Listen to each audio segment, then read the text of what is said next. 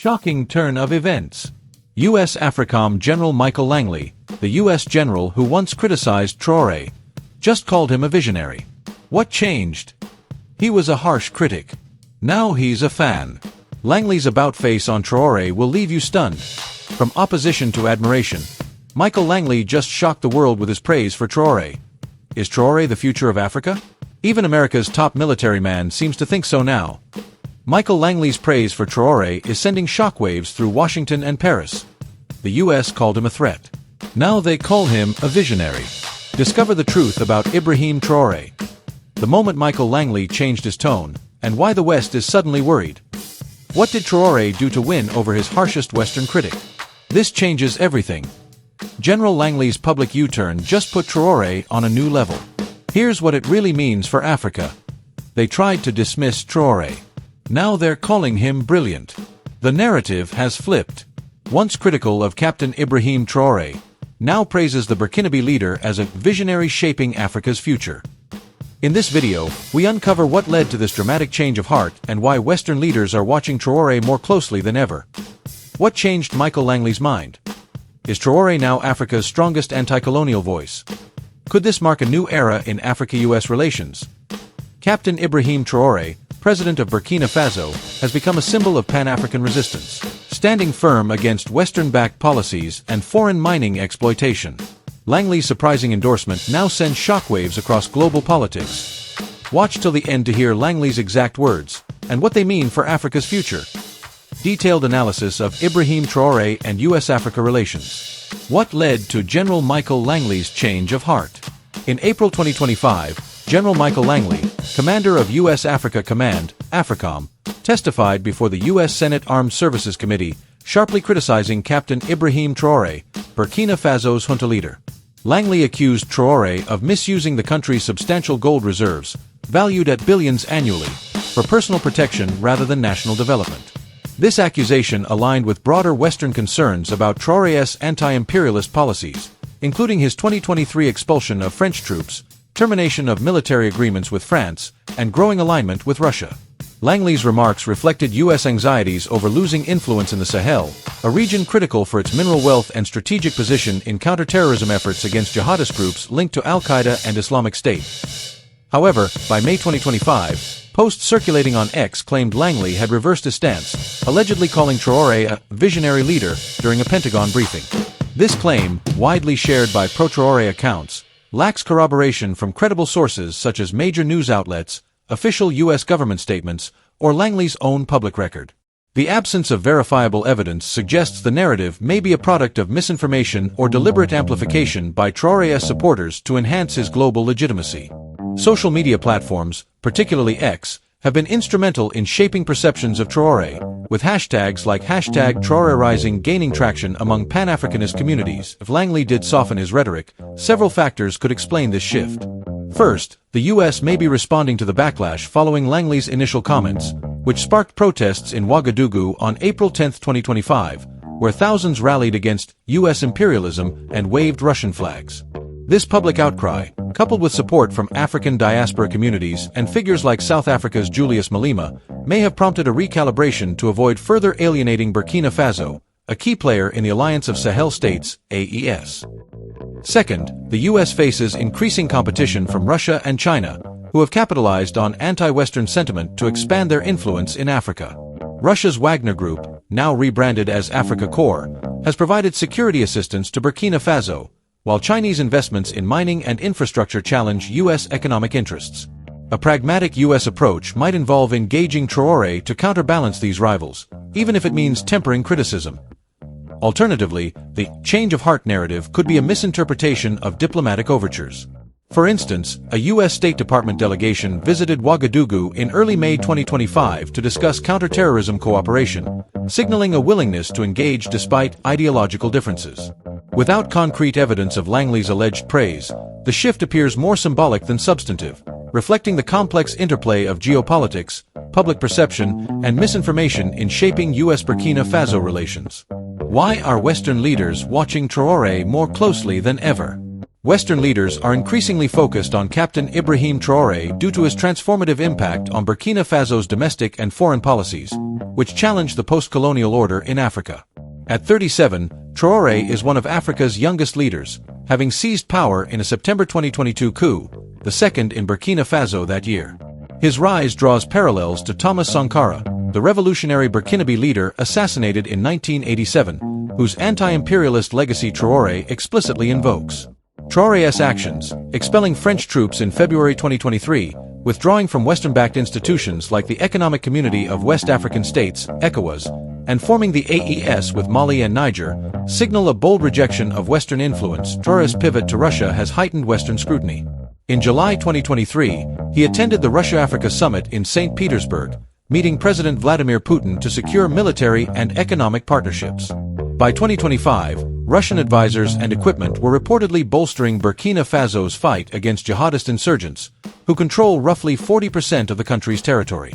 This shift alarms Western powers, particularly the U.S. and France, who see Burkina Faso's gold reserves, estimated to produce 60 tons annually, worth over $4 billion, as a strategic asset vulnerable to Russian influence.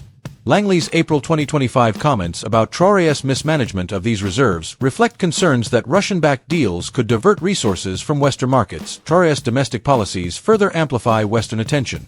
His government has nationalized parts of the gold mining sector, previously dominated by Canadian and Australian firms, and introduced free education and healthcare initiatives, echoing Sankara's socialist vision. These moves resonate with a younger African demographic frustrated by economic inequality and perceived neo-colonial exploitation. Social media amplifies Traoré's appeal, with X posts and TikTok videos portraying him as a Pan-African hero, drawing endorsements from African-American celebrities like Meek Mill and Burna Boy. This grassroots support, combined with Traoré's leadership of the AES, positions him as a potential catalyst for regional shifts away from Western hegemony. Western leaders also monitor Traoré due to the Sahel's deteriorating security situation. Despite his anti-jihadist campaigns, insurgent groups have intensified attacks, displacing over 2 million Burkinabés by mid-2025. Human Rights Watch reported in April 2025 that Burkina Faso's military killed 131 civilians near Solenzo, targeting ethnic Fulanis suspected of insurgent ties. Raising concerns about human rights abuses. These incidents complicate Traoré's image as a liberator, prompting Western leaders to weigh the risks of engaging a controversial figure against the need to maintain influence in a volatile region. The fear of a domino effect, where Traoré's model inspires other African nations to reject Western partnerships, underscores why he is under intense scrutiny. Is Traoré now Africa's strongest anti-colonial voice? Captain Ibrahim Traoré has emerged as a formidable anti-colonial voice in Africa, but labeling him the strongest requires nuanced evaluation.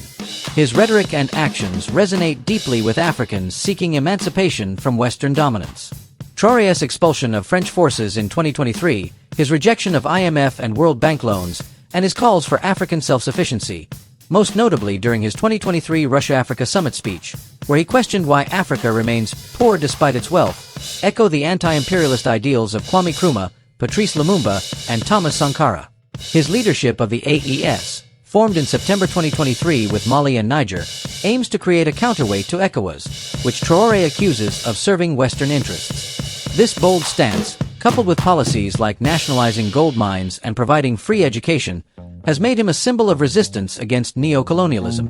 Traoré's appeal is amplified by his youth and charisma, resonating with Africa's median age of 19.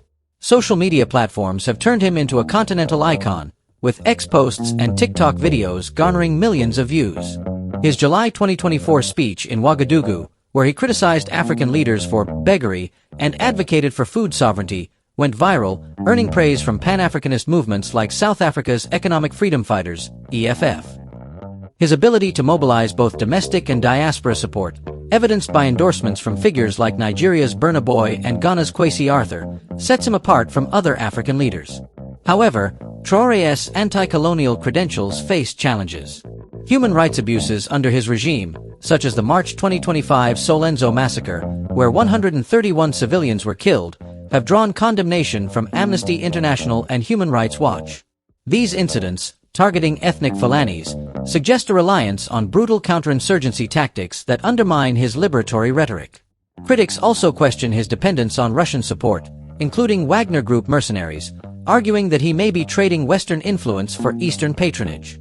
Compared to other anti-colonial voices, such as Senegal's Ousmane Sonko, who balances reformist policies with democratic engagement, Traoré's military rule and authoritarian measures, like suspending elections until 2029, limit his universal appeal. While leaders like Kenya's William Ruto engage with Western powers for economic partnerships, Traoré's uncompromising rejection of such ties makes him a unique figure. Yet, his ability to translate rhetoric into sustainable governance remains unproven, given Burkina Faso's ongoing security and economic challenges. Traoré is arguably Africa's most visible anti-colonial voice, but his legacy as the strongest depends on balancing ideological purity with effective leadership. Could this mark a new era in Africa-U.S. relations? Traoré's rise and the controversy surrounding Langley's comments highlight tensions that could reshape Africa-U.S. relations, but a new era hinges on mutual adaptation. The U.S. has historically relied on AFRICOM, established in 2007, to secure military and economic influence in Africa, focusing on counterterrorism and access to resources like Burkina Faso's gold and Mali's uranium. Traoré's rejection of Western military presence, including his 2023 demand for French troops to leave, challenges this model. His alignment with Russia and leadership of the AES signal a broader African push for sovereignty, forcing the U.S. to reconsider its approach. The backlash to Langley's April 2025 remarks, including mass protests in Ouagadougou and support from African diaspora communities, underscores rising anti-Western sentiment. This sentiment, amplified by X posts with hashtags like #AfricaForAfricans, reflects a demand for partnerships based on equality rather than dominance. The U.S. State Department's May 2025 visit to Ouagadougou, where discussions focused on counterterrorism and humanitarian aid, suggests a tentative shift toward engagement. However, U.S. interests remain tied to countering Russian and Chinese influence, with China's $2 billion investment in Burkina Faso's infrastructure since 2023 raising concerns about economic competition. New era could emerge if the U.S. prioritizes African agency, supporting initiatives like Traoré's push for food and economic self-sufficiency. For instance, U.S. investment in Burkina Faso's agricultural sector, which employs 80% of its workforce, could align with Traoré's vision while countering Chinese dominance. However, security challenges complicate this shift. With 40% of Burkina Faso controlled by jihadist groups, the U.S. may continue to prioritize counterterrorism cooperation, as seen in its ongoing support for Ghana's mediation with the AES. Traoré's human rights record, including the Solenzo massacre, poses a dilemma for U.S. policymakers balancing ethical concerns with strategic interests. The broader African context suggests a gradual evolution rather than a revolutionary break. Countries like Ghana and Nigeria maintain strong U.S. ties, while Traoré's model inspires nations like Niger, which expelled U.S. troops in March 2024. If the U.S. adapts by offering non-military aid and respecting African sovereignty, relations could shift toward mutual benefit. However, entrenched interests, such as securing mineral access and maintaining AFRICOM's presence, make a complete overhaul unlikely. Traoré's influence will continue to test U.S. flexibility, potentially marking the start of a more contested, but not entirely new, era in Africa-U.S. relations.